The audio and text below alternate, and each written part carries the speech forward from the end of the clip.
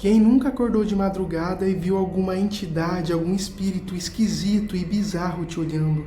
Quem nunca teve uma paralisia do sono e viu um espírito feio, horrível te encarando enquanto o seu corpo não se mexia? Quem nunca estava na rua e viu alguma coisa estranha, sombria? Nesse vídeo eu vou estar falando sobre entidades obscuras na espiritualidade, o que é, como reconhecer, e vamos desvendar alguns mitos e verdades sobre elas. Se gosta de conteúdo sobre espiritualidade no geral, já curte e me segue aí para me acompanhar e receber mais vídeos como este.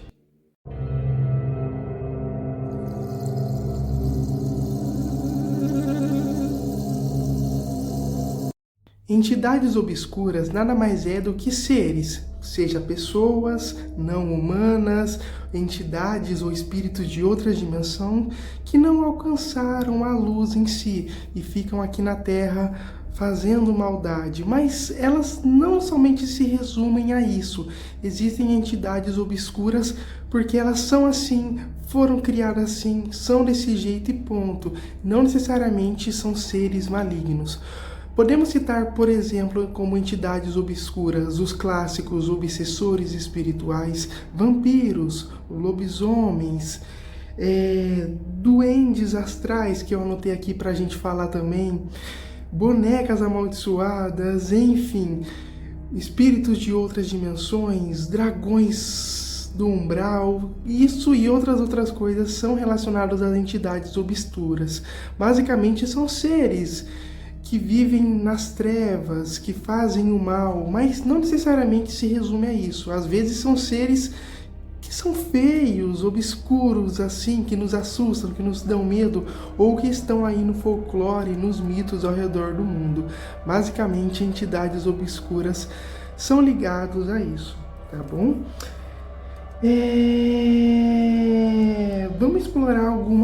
Vamos começar a explorar algumas entidades obscuras para a gente ter um exemplo, para a gente entender melhor sobre isso. Eu anotei algumas mais legais para a gente falar. Vamos começar falando sobre a minha experiência que eu tive com algumas entidades obscuras. Nada mais melhor do que começar falando com isso. Vocês já ouviram falar de indingos, aqueles seres que parecem uma caveira, tipo assim, é um ser humano, só que assim, tudo parece uma caveira, assim, com umas garras enormes, que até tá presente naquele jogo Until Dawn, eu acho que é assim que fala. Eu juro por Deus que eu já vi isso aí na minha vida real, eu juro, entende? Eu juro. O que aconteceu, né? Eu lembro que eu tava voltando do centro espírita, essa história é real, tá? Eu tava voltando no centro espírita, era na época de... Como é que é o nome? Esqueci, me fugiu. De Quaresma, na época de Quaresma, entende? Eu juro por Deus. Eu tava voltando do centro espírita, aqui perto de casa tem uns matagal de uma rua que fica tudo escuro durante a noite. Eu juro por Deus, gente, eu escutei um barulho assim, ó. E nisso eu peguei, instintivamente olhei para umas árvores que estavam do meu lado. Eu juro que, vou tentar deixar uma imagem aqui, que eu vi um ser parecido com isso ali, meu filho. Eu meti o pé e saí correndo. Eu juro que essa história foi real. Uma outra coisa que aconteceu comigo foi na época de Quaresma também, só que eu chamei e eu que provoquei. Eu tava pegando... Sabe, quem acompanha os relatos da Ana da Assombrados, que viu o pessoal falando muito de lobisomem na época de Quaresma, essas coisas, de espíritos negativos, e eu lembro que eu tava voltando do centro espírita de noite, e nisso eu comecei a chamar, era a época de Quaresma, eu comecei a chamar, quero ver alguma entidade, algum lobisomem, algum espírito, aparece aí. Não apareceu nada, só que na época de Quaresma eu ia no centro espírita toda hora, e toda hora que eu voltava do centro espírita de noite, eu pegava e ficava chamando, cadê os lobisomens, cadê os espíritos da Quaresma, vem me pegar, pode vir, eu ficava provocando de verdade, porque eu queria ver. Passou dia, eu não via nada. E detalhe, eu tenho uma mediunidade e sensibilidade muito ativa. Eu falei, não vai vir mesmo, só que eu não desisti de chamar. Até que teve uma certa vez que eu peguei e chamei assim, vem me pegar, seus espíritos, vem me pegar, espíritos da Quaresma. E nisso eu peguei e sentia que alguém tava andando atrás de mim. E nisso eu virei, não tinha ninguém andando atrás de mim. E nisso eu comecei assim, tá, deve ser coisa da minha cabeça. E nisso eu senti como se tivesse alguém andando atrás de mim. E nisso eu peguei assim, não, sai daqui. Comecei a fazer o sinal da cruz, sai daqui. Me perseguindo. Eu falei, não, vou parar de brincar com isso. Então, eu tive essas duas experiências legais que eu vou contar aqui pra vocês. Claro que eu já passei por outras, mas eu quis contar porque foi da época da quaresma em si. Vamos falar agora de outras entidades obscuras, tá? Vamos começar a falar sobre os clássicos, que são os obsessores espirituais. Nada mais é do que um ser humano, entende? Encarnado ou desencarnado, que vem ali te assombrar, te prejudicar, roubar sua energia, te atormentar, ok? Isso é um clássico de entidade obscura. Eu coloquei aqui sobre ruídos e objetos, ruídos em casas, coisas arrastando, portas fechando, objetos quebrando, e entre aspas eu coloquei o nome de duendes. Por quê? Eu estava lendo um livro sobre duende. É um livro ótimo para quem quiser estudar sobre duendes, as classes de duendes, tá? Existem de verdade. O nome do livro é O Guia Mágico dos Duendes. Eu tenho quase certeza que o nome do livro é esse. Se vocês dão um Google, vocês vão achar esse livro. Guia Mágico dos Duendes. Só que está em espanhol o livro, entende? Ele só está disponível em espanhol, em PDF. Só que joga no Google e traduz. Vai dar para dar uma lida boa. E nisso eu peguei e fiz isso, traduzi. E nisso eu tava falando sobre isso, de ruídos, de objetos quebrando, de portas batendo, aqueles fenômenos de Polygrester que fala assim, que as portas batendo, fechando, as coisas fazendo ruídos, barulhos estranhos de madrugadas. E teve um pesquisador falando que era duende sobre isso, que era duendes. Ele pegou e foi para várias cidades, várias regiões e começou a fazer várias pesquisas. Eu acredito em duendes, já convivi com duendes por muito tempo, então eu acredito sim que essa história seja real. E nisso falou que esses fenômenos podem ser ocasionados por duendes, que ele foi para várias cidades nesse livro que ele escreveu, fez várias pesquisas, e o pessoal relatando que via duendes quando fazia esses barulhos, que eram duendes. Então eu achei legal contar isso, que nem sempre vai ser uma entidade sombria, obscura e maligna. Às vezes pode ser um pequeno duendinho fazendo isso, que eles fazem brincadeiras mesmo, experiência própria, que eu já passei. Não nesse tipo de coisa, mas já fizeram coisas de esconder sabonete, de fazer um sabonete aparecer, surgir na minha frente, assim na minha cara e cair no chão do nada. Já aconteceu isso, então acho legal esse relato dos duendes que o autor ele trouxe do livro sobre isso. Ele foi em várias cidades lá da Espanha, em Portugal, se eu não me engano, acho que foi da Espanha. Ele pesquisou tudo, vários relatos de pessoas e colocou que pode ter sido duendes sobre esses fenômenos de Polygrester, acho que é assim que fala. Quem nunca viu um homem de capa preta durante a madrugada? São uma possível entidade obscura.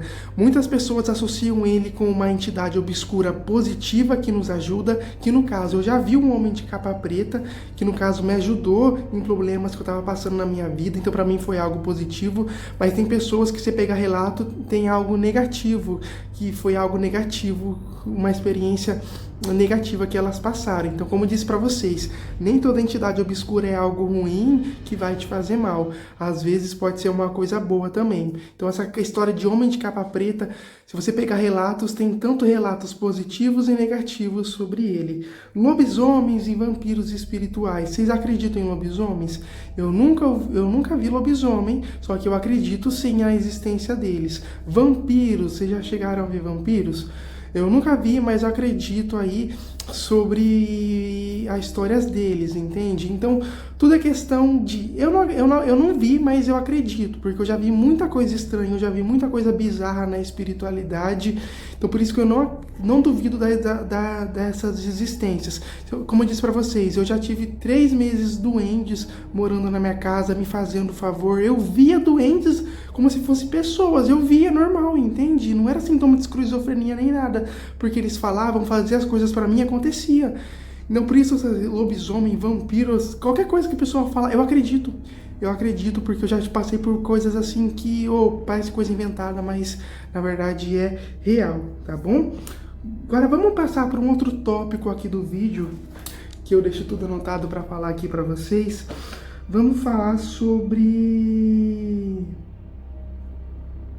Calma aí, gente. Deixa eu ver aqui que eu anotei aqui. Vamos falar sobre... as origens das entidades obscuras. Quais que são as origens das entidades obscuras? Muitos mitos e lendas que têm aí ao nosso redor do mundo são muito vistos por várias pessoas. Então, por exemplo, vamos pegar o exemplo de duendes. Tá? Duende, se você pegar aqui no Brasil, o Saci Pererê é considerado como um duende travesso, mas lendo aquele livro que eu falei para vocês sobre um guia mágico de duendes, em outros lugares do mundo, os duendes são vistos de várias outras formas diferentes, como seres demoníacos, seres do diabo, outros seres ajudantes. Tem gente que vê duendes como seres ajudantes. Então as origens das entidades obscuras em si vão variar muito. Você vai ver, tem história de lobisomem no sul do Brasil, lá no Nordeste também tem história, só que é um pouco diferente. Cada local tem um mito, tem uma história diferente, mas todos têm uma coisa em comum. A mesma coisa com duendes. Os duendes, eles todos têm uma coisa em comum, os duendes. Todos relatam que eles são travessos e brincalhões. Inclusive, quando eu tive a experiência com eles, realmente é isso. Só que a história minha com duendes é diferente, com outra é diferente. Então, por isso, vários mitos e origens diferentes. Só que se você pegar as origens dessas entidades obscuras, você vai ver que todos têm algumas coisas em comum aí. As aparências, aspectos.